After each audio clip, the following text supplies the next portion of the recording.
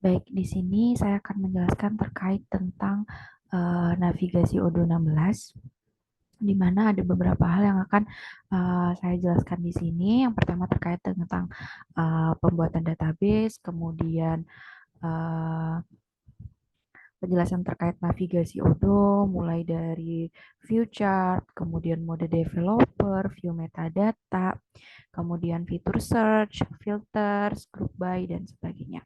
Baik, yang pertama mungkin kita ke uh, create database. Nah, untuk di laptop ini saya tidak bisa membuat database ya karena ada kendala, tapi saya sudah berhasil untuk membuat database di laptop saya yang satunya. Nah, jadi pada kesempatan ini saya hanya akan menjelaskan terkait langkah-langkahnya saja untuk membuat database. Yang pertama itu adalah masuk dulu ke akun Odoo yang dimiliki. Kemudian nanti akan ada pilihan manage database. Nah, di situ kita bisa memilih antara create database, restore database, dan juga set master password. Nah, di sini untuk membuat database kita bisa pilih aja create database, kemudian isi master database, database name, dan sebagainya. Kemudian klik continue. Nah, eh, setelah itu maka nanti pada bagian manage database akan ada database baru. Contohnya seperti sebentar saya akan login ke Odoo terlebih dahulu. Mungkin saya akan masuk ke sini.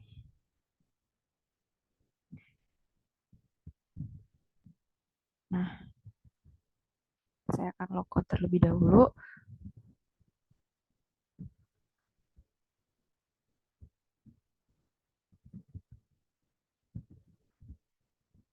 Nah, di sini ada banyak database yang bisa dipilih.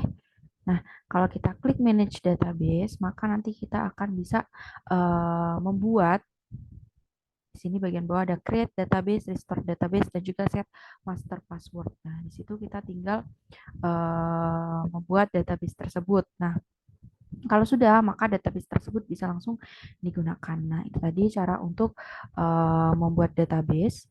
Kemudian mungkin selanjutnya terkait dengan uh,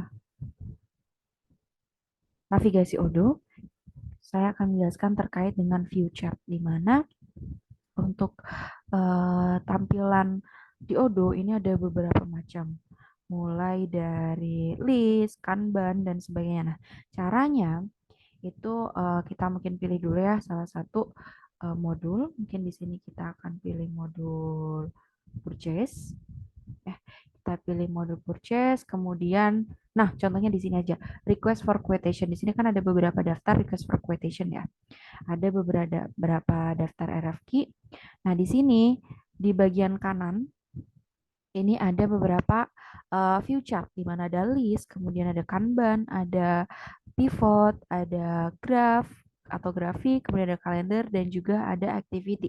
Di sini kita bisa memilih tampilan-tampilan data yang kita inginkan. Pertama di list ini tampilannya adalah seperti ini, kemudian Kanban itu adalah seperti ini, kemudian kalau pivot itu tampilannya adalah seperti ini, kemudian ada grafik.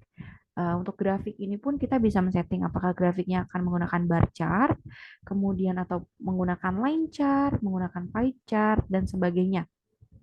Nah, selain itu ada tampilan kalender, di mana ini adalah untuk tampilan kalendernya. Kemudian ada juga tampilan activity-nya. Oke. Itu tadi terkait tentang view chart. Nah, ada juga di Odoo itu adalah search bar, di mana di sini di bagian atas setiap modul itu biasanya ada search, di mana kini bisa langsung mencari data yang kita cari. Contohnya di RFQ di sini, anggap saja di sini ada banyak data gitu. Kalau misalnya kita mencari satu-satu itu kan terlalu sulit. Jadi kita bisa melakukan pencarian langsung dari search di sini. Contohnya kita mau mencari untuk vendor Cahaya Bakery, kita bisa langsung search Cahaya, maka nanti akan muncul Cahaya Bakery. Seperti itu untuk search. Selanjutnya untuk group by ya, di sini group by. Ini kita bisa mengelompokkan data tersebut sesuai dengan apa yang kita inginkan. Contohnya sesuai dengan vendor ya. Kita bisa pilih vendor, maka nanti di sini kita datanya RFQ ini terbagi dari sesuai vendornya. Ada Abdi Sejahtera CV, di sini ada 3 RFQ, kemudian ada Berdikari, ada 1 RFQ dan sebagainya. Nah, itu untuk group by. Kemudian terkait dengan filter, di sini kita bisa memfilter RFQ, data RFQ di sini sesuai dengan apa yang kita mau. Contohnya kita ingin waiting RFQ ya, kita waiting RFQ di sini tidak ada ya karena memang tidak ada waiting RFQ. Mungkin kita cari lagi, mungkin kita tandai aja, kita tandai yang kita start di sini.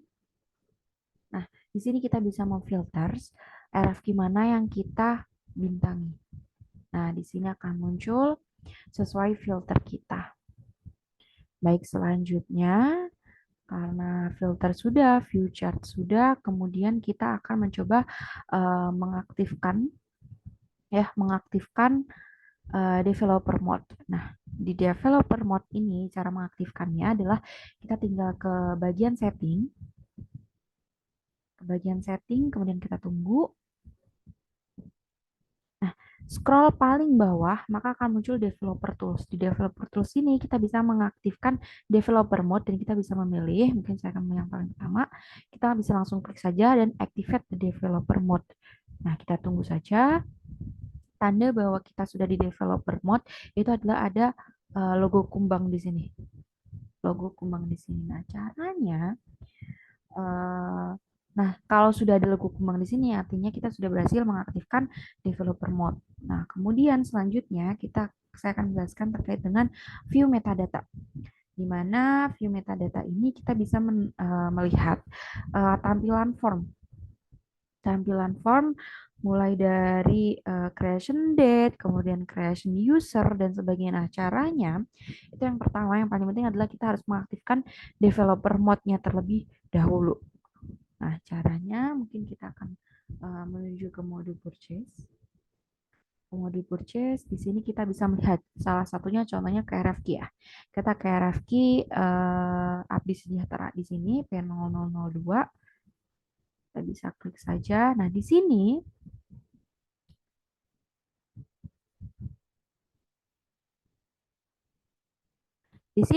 kalau untuk melihat view metadatanya, kita bisa langsung klik tombol kumbang di sini. Kemudian kita pilih view metadata. Nah, di sini akan terlihat no update-nya, kemudian creation user-nya siapa, creation date-nya kapan, kemudian latest latest modification-nya by siapa, dan tanggal modifikasi terakhirnya dengan siapa. Nah, kalau seandainya kita tidak berada di mode developer mode, kita tidak bisa melihat metadata ini. Gitu.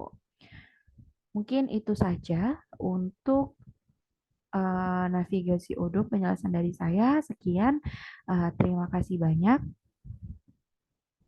Sekian dari saya.